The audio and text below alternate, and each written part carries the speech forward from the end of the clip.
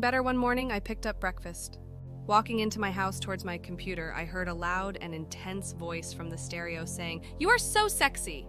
I was so startled that I dropped my orange juice, spilling it all over the floor. I broke down crying. That was not the sweet voice I had been talking with at night. Also, I was still hearing, "I love you so much," 10 to 15 times a day. I also had trouble hearing my friends while using my cell phone because of the voices. I couldn't understand why this was happening to me. Sometimes I would hear a voice tell me that God was with me. I hoped that to be true, but it didn't feel like it. I thought my house was haunted, but I had lived there for 11 years and never had serious issues. Then I remembered how I'd hear voices at work also. Maybe I was haunted.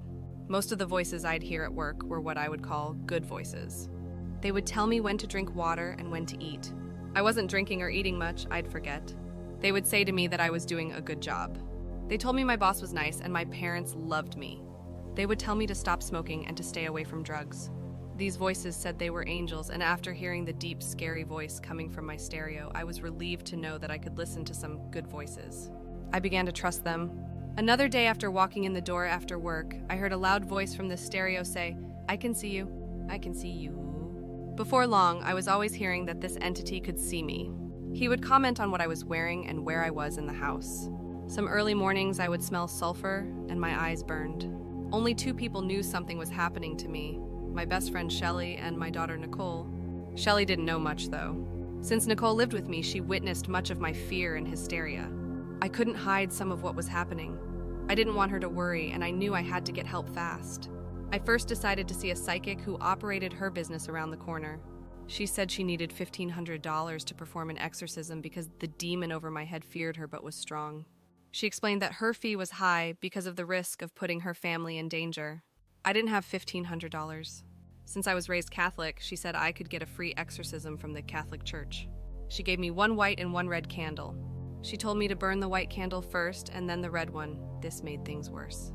She gave me something to put over the front door of the house. I gave her my last $60 and thanked her. I drove home and lit the white candle immediately. Shortly after that, I was told by a voice that Nicole would be next. Hearing that tore me up inside. I could not handle what was happening. I could not control it. I could not escape it. Earlier, I even thought I had seen our dining room table shake. I was going insane. There was no peace. Even worse, I could not protect Nicole. Because I was scared, I woke Nicole up and told her everything.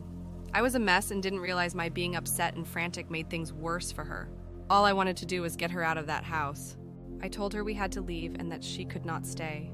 I told her we needed to find a priest as soon as possible. I didn't have any protection. I felt evil was all around me. I could not protect myself, much less my 18-year-old daughter. Also, I would appear to space out to Nicole when she would speak at times. I could not listen well because the voices were louder than hers. They were also telling me to get my dog out of the house. There were also voices having conversations with each other, which made it difficult to make out who was saying what. I finally got Nicole in the car and then broke down crying. She immediately assumed it was a mental illness and not anything supernatural or spiritual because she could not hear the voices and didn't see the table shake inside the house. We went to a church, but there was no priest available. I eventually found a priest at another church who referred me to the only church in San Antonio that would perform exorcisms, St. Mary Magdalene. I didn't know where it was located, but I didn't have any gas money anyway, so I knew I wouldn't get there that day. I was terrified to go back home. I could hear laughing, and a voice told me he was poking holes in my feet while I sat in the car with Nicole. There was no escape. I had no power to stop it. The police could not save me. My parents could not save me. My boss could not save me. I could not save myself. No one on earth could save me. I had no control. This wasn't just about hearing voices. I could feel pain in my feet.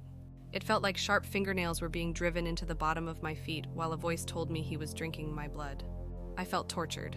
This became a frequent occurrence. I started complaining about the pain and told Nicole what the voice was saying against my better judgment. Then Nicole and I started fighting. I drove around for a while and then decided to go home.